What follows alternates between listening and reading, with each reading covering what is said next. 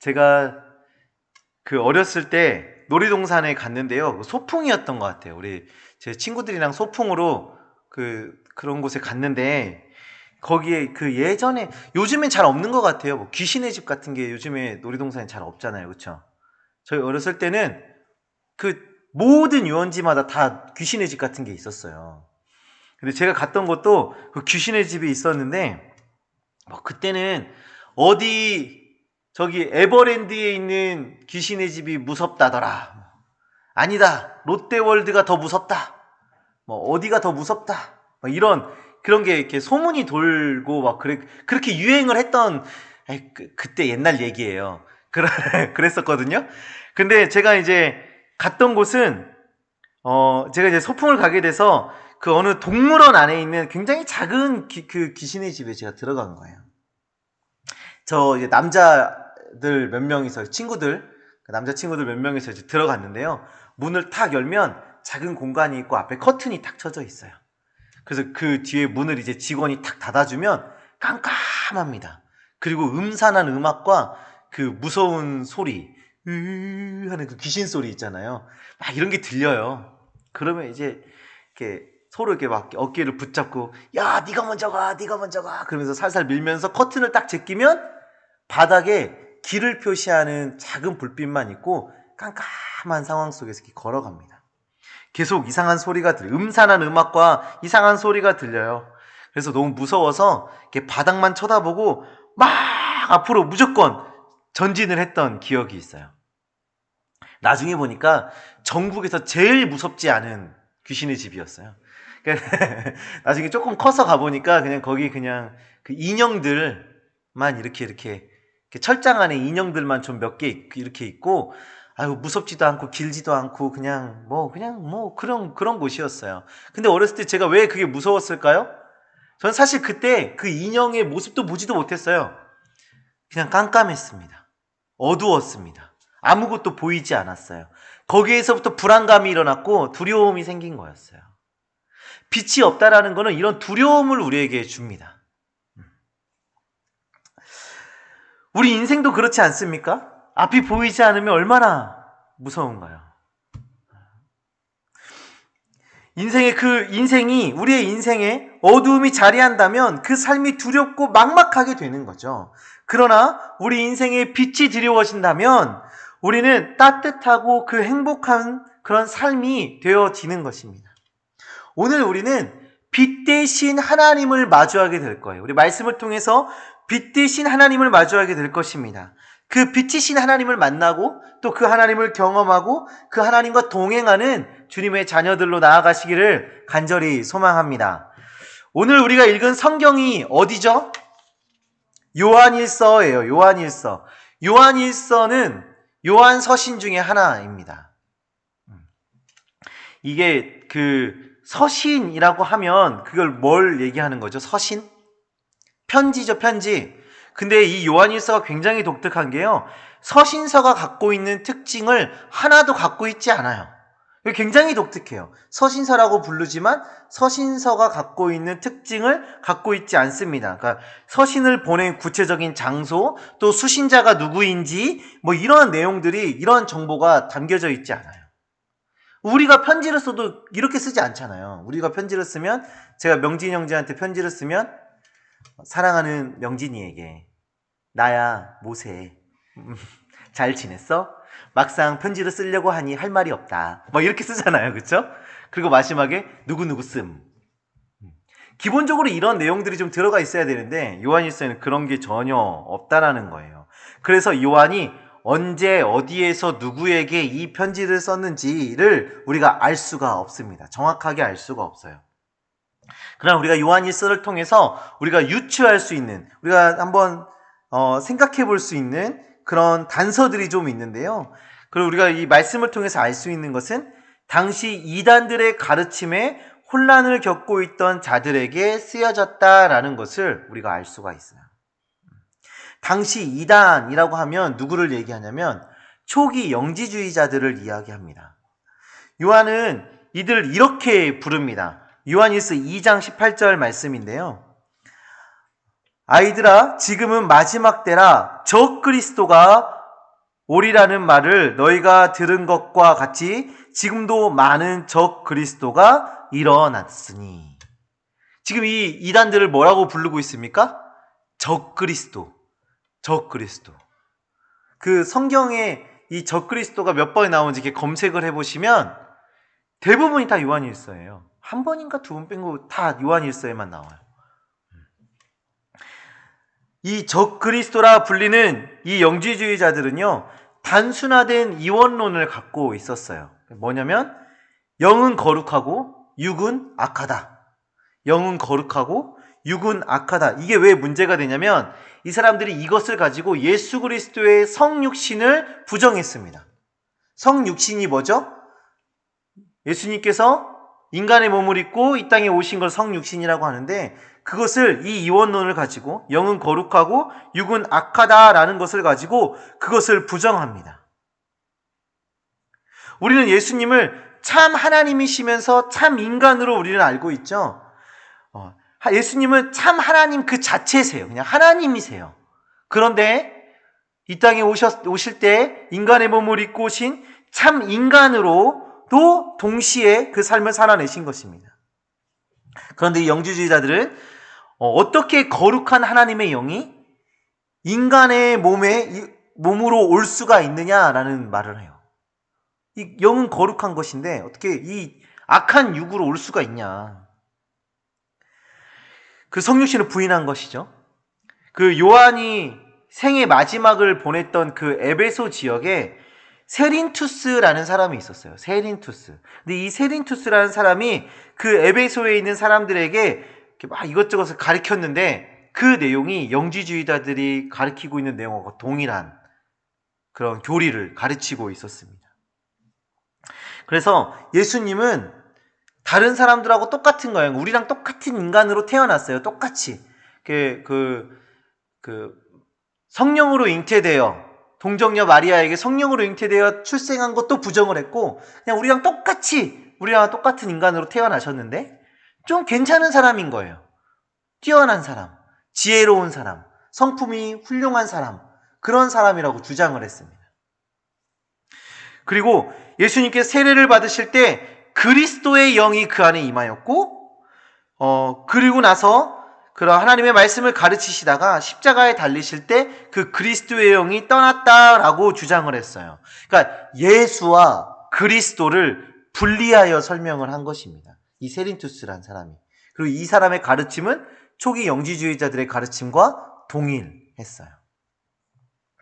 당시에 그 지역에 매우 강력하게 이런 거짓된 진리들, 잘못 해석된 진리들이 선포되어지고 있는 거예요. 이 거짓된 가르침들이.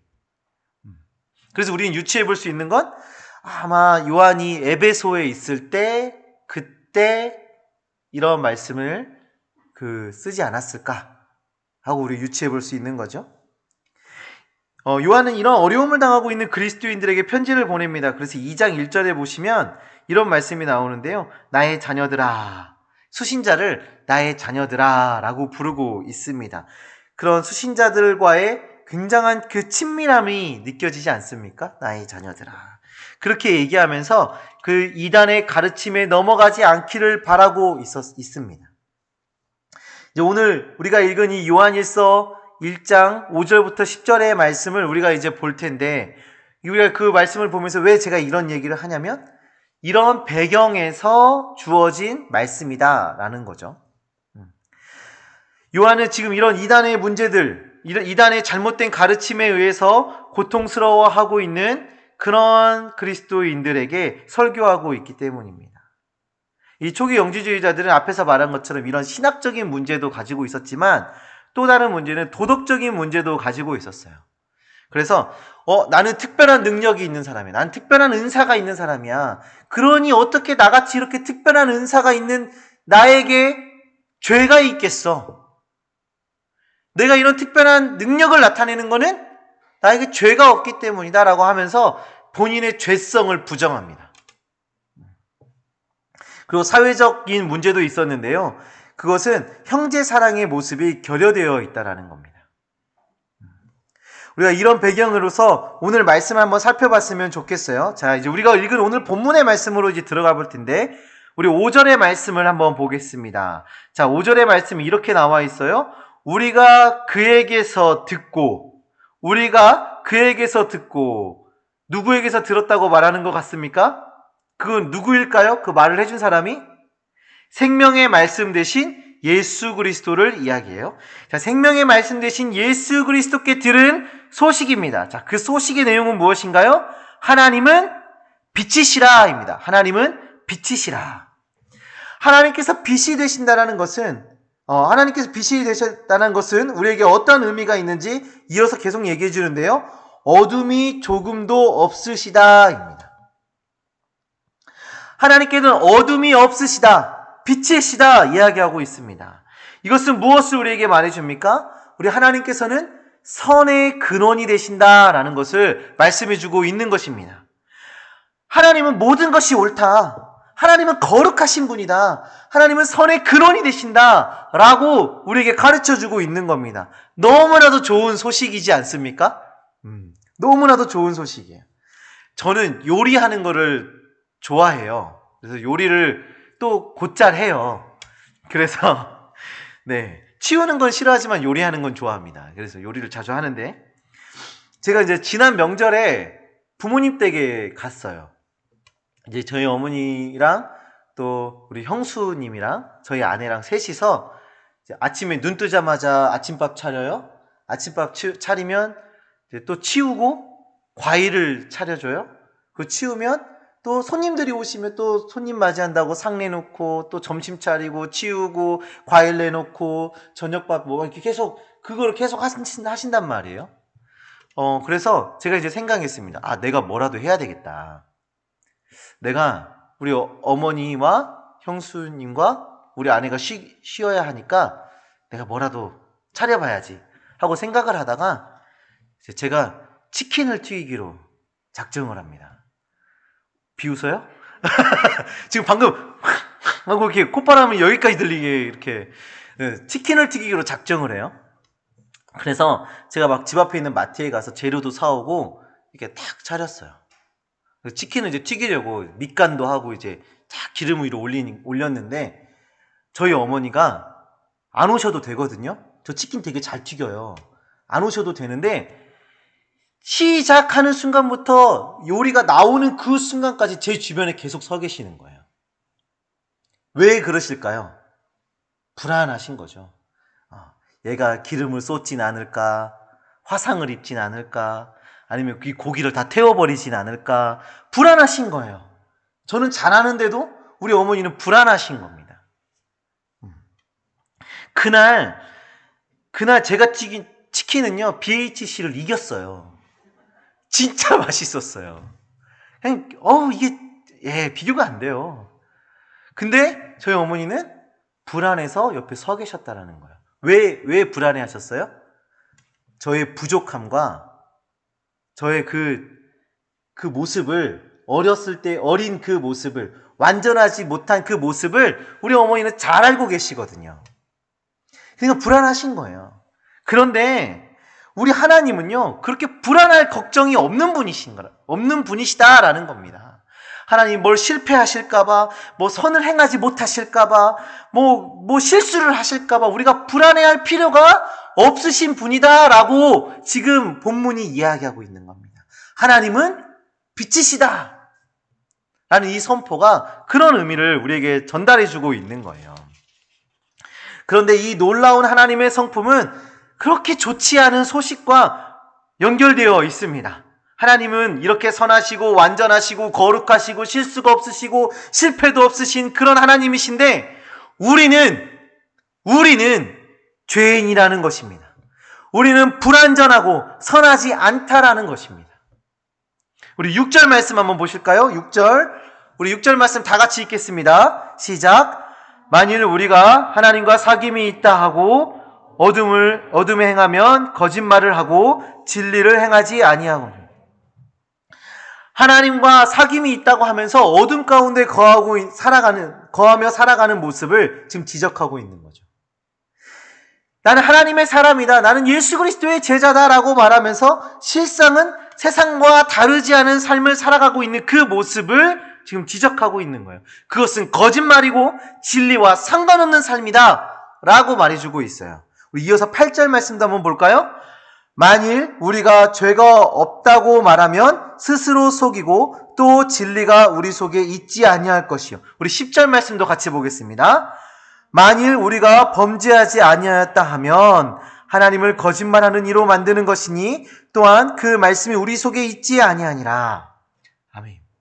죄악 가운데 살아가면서 죄를 인정하지 않는 그런 모습들을 지적하고 계십니다.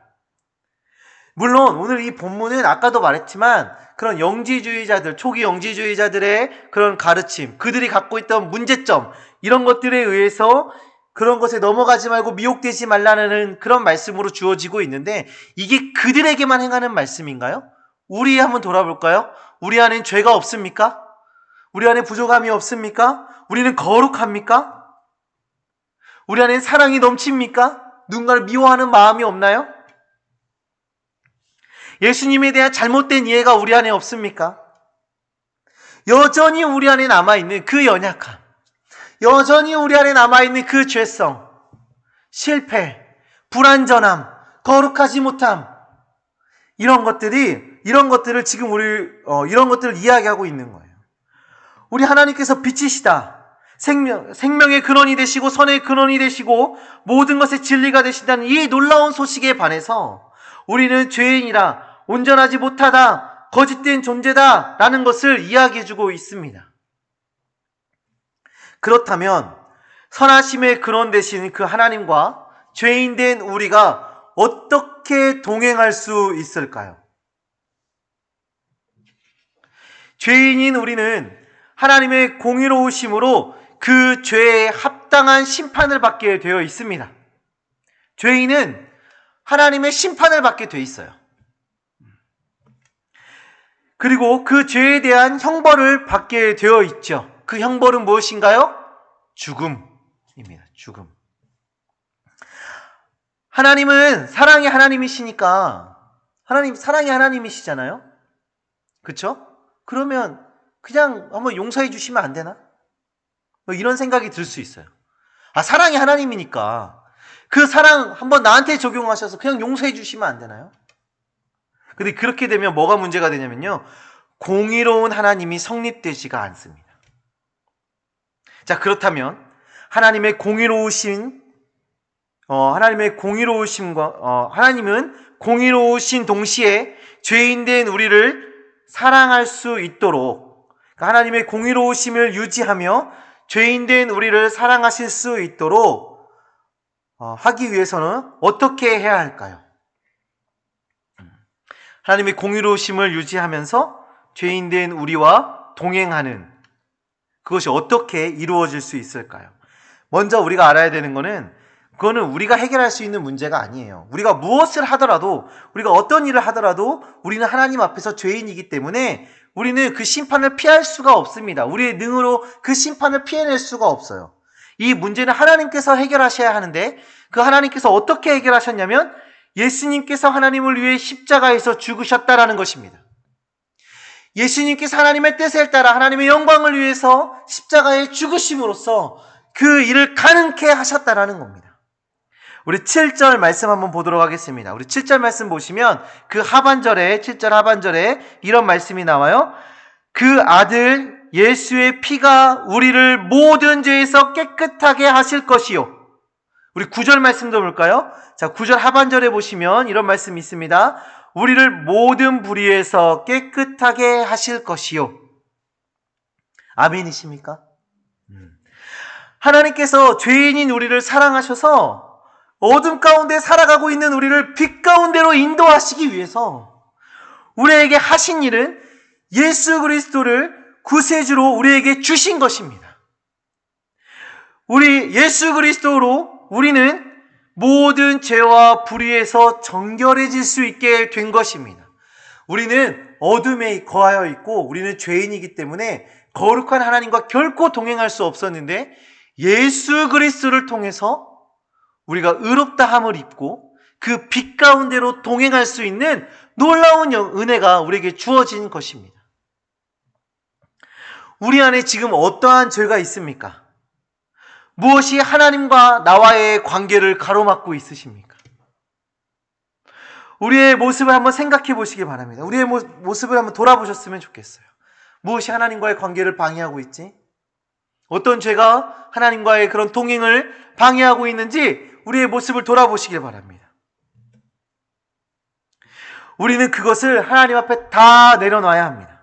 나를 속이며 하나님을 속이면서까지 나는 죄가 없다, 나는 문제가 없다, 나는 의롭다 이렇게 말하는 것, 그런 어리석은 행동을 하는 것이 아니라 죄를 자백해야 하는 것입니다.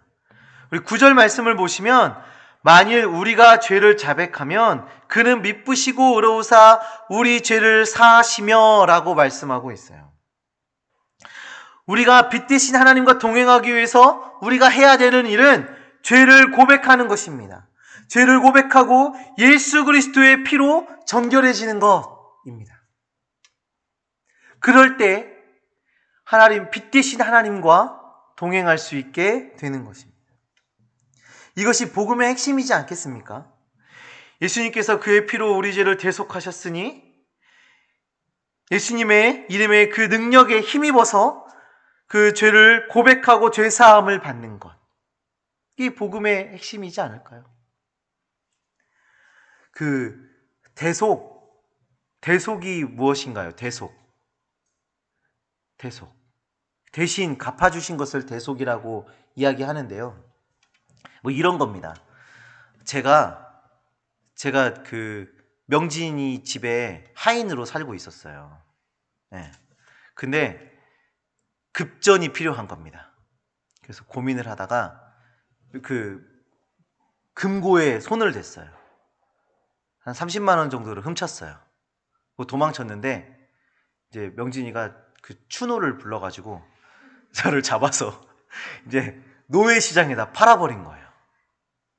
그래서 이제 제 가슴팍에 이름 최모세, 가격 30만 원, 그 내고 가능, 뭐 이렇게 적어놓은 거예요. 그래서 노예시장에 팔았어요. 딱 우리 예수님이 이렇게 딱 지나가시면서 어떤 노예를 살까? 우리 예수님이 딱 지나가시다가 저를 보고 제모세를 사겠습니다. 그러면서 제 몸값으로 30만 원이 아니라 5억을 딱 내는 거야. 그건 이제 그 명진이가 얘 30만 원이 내고도 돼요. 아니 저 필요 없어요. 그냥 거저 드릴 수 있어. 뭘 5억이나 줘요. 진짜 한심한 사람. 이렇게 사람 볼 줄 몰라. 아이고. 근데 우리 예수님이 10억. 당신 미쳤어요? 명진이가 예수님 보고 미쳤어요? 10억이라뇨? 10만 원. 10만 원. 근데 예수님이 그래요? 15억. 20억. 내 생명. 예수님께서 죄로 인해서 무가치한 우리를 그 예수 그리스도의 생명, 예수 그리스도의 그 피를 주고 그 무가치한 우리를 사신 것, 그게 대속이에요. 대속. 그래서 우리는 예수님을 힘입어서, 예수 그리스도를 힘입어서 우리는 죄 사함을 받을 수 있게 된 것입니다. 예수 그리스도를 힘입어서 우리는 빛 대신 하나님과 동행할 수 있게 된 것입니다. 우리는 거룩하지 않습니다. 우리가 완전하지 않습니다. 하지만 예수 그리스도를 힘입어서 우리는 거룩하고 완전하신 그 하나님과 그 거룩한 길을, 그 완전한 길을 걸을 수 있게 된 것입니다. 죄를 숨기지 마세요. 감추지 마세요. 우리의 죄, 우리의 불의, 거짓, 연약함, 나태함, 미련함, 불경건함, 이 모든 것을 예수님의 이름으로 고백하시고 하나님께서 그 정직하게 고백하는 우리를 보시고 용서하시겠다고 하니까 우리가 다 그러고 고백하고 죄사함을 받기를 원합니다. 우리의 그런 부족한 것, 불완전함을 다 주님 앞에 내려놓고 우리가 의롭다 칭함받고 거룩하다 칭함받는 그런 우리가 되기를 간절히 소망합니다. 사랑하는 청년부 여러분, 오늘 우리는 하나님은 빛이시다라는 소식을 들었습니다. 하나님은 완전하시고 거룩하시고 신실하시고 실수가 없으신 공의로운 하나님이라는 것을 우리가 말씀을 통해서 들었어요. 그런데 나쁜 소식도 있었죠? 그것은 무엇이었나요? 우리가 죄인이라는 겁니다. 우리는 불완전하다라는 것입니다. 우리는 죄인됨으로 우리는 거룩하고 빛 대신 그 하나님과 동행할 수 없게 되었다라는 것이죠. 우리 안에 있는 불경건함과 거짓과 불완전함으로 인해서 우리는 하나님의 빛 가운데로 나아가지 못하게 되었다라는 것입니다. 그러나 또 다시 반전이 있었습니다. 공의로우신 그 하나님께서 우리를 사랑하셔서 예수 그리스도를 보내시고 그 예수 그리스도를 통해서 죄사함과 구원을 경험하게 되었다라는 것입니다. 우리는 예수님을 통해서 다시 하나님의 거룩하심에 동참할 수 있게 되었습니다. 예수님의 이름으로 우리의 죄를 고백하고 거룩함을 옷 입게 된 것입니다. 이 시간에 우리 구원자 되신 예수 그리스도를 의지하며 그분의 능력에 힘입어서 정직하게 회개하며 나아가시기를 소망합니다. 나의 거룩함에 하나님의 거룩함에 동참하는 우리로 살아가기 위해서 이 시간에 우리의 모든 죄와 연약함을 주님께 구하시고 주님 용서하여 주시옵소서. 죄의 길, 어둠의 길에 우리가 머물러 있는 것이 아니라 하나님의 빛 가운데로 우리를 인도하여 주시옵소서. 기도하시길 바랍니다. 혹시 우리의 삶에 거룩함과 예배가 무너져 있다라면 회복을 구하시길 바랍니다. 주님, 우리를 회복시켜 주시옵소서. 하나님, 그 거룩한 성도의 삶을 회복시켜 주시옵소서라고 우리 다 같이 주여 한번 외치고 간절히 기도하는 시간 갖도록 하겠습니다. 기도하시겠습니다. 주여!